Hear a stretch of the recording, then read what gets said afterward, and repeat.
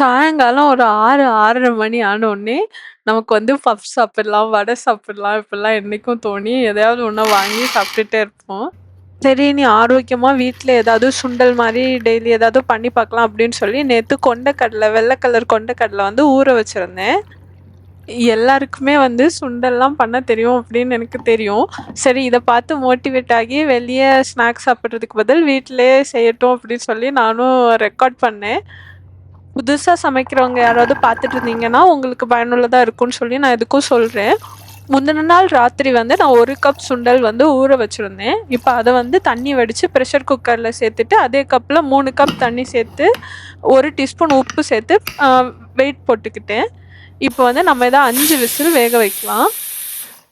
5 whistle வந்ததுக்கப்புறம் அந்த pressure வந்து தானா போற வரைக்கும் நம்ம காத்திருந்துட்டு, அதுக்கப்புறம் நம்ம வந்து தொறந்து பார்க்கலாம். 5 விசிலுக்கு வந்து கொண்டைக்கடலை நல்லா வெந்திருக்கும். நம்ம வந்து ஒரு ஸ்பூன் வச்சு செக் பண்ணி பார்த்துக்கலாம். அடுத்து ஒரு தாளிக்கிற பாத்திரத்துல நம்ம 2 டேபிள் ஸ்பூன் எண்ணெய் சேர்த்துக்கலாம். எண்ணெய் சூடான உடனே கொஞ்சோண்டு கடுகு சேர்த்துக்கலாம். கடுகு வந்து வெடிச்சு வர ஆரம்பிச்ச உடனே நான் ஒரு காஞ்ச மிளகாவோ 4 துண்டா வெட்டி அதையும் சேர்த்துட்டு, ஒரு கறிவேப்பிலை சேர்த்துருக்கேன். அதுக்கப்புறம் பாதி வெங்காயத்தை இது மாதிரி சின்ன சின்னதா வெட்டி அதையும் சேர்த்துருக்கேன். ஒரு நிமிஷம் நம்ம வதக்கிட்டு லைட்டாக கண்ணாடி மாதிரி இந்த வெங்காயம் வந்தோடனே 2 டேபிள் ஸ்பூன் துருவின தேங்காய் சேர்த்துட்டு நல்லா கலந்து விட்டுட்டு அடுப்பு ஆஃப் பண்ணி நம்ம இதை சுண்டலில் சேர்த்துக்கலாம்.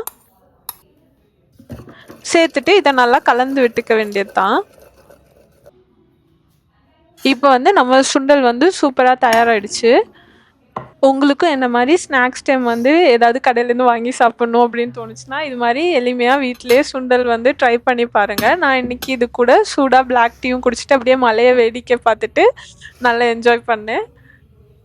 இந்த வீடியோ உங்கள் எல்லாருக்கும் பயனுள்ளதாக இருந்திருக்கும்னு நான் நம்புகிறேன். வீடியோ பிடிச்சிருந்தா கரிபேட்ஸ் தமிழ் சேனலுக்கு சப்ஸ்கிரைப் பண்ணிக்கோங்க. நன்றி.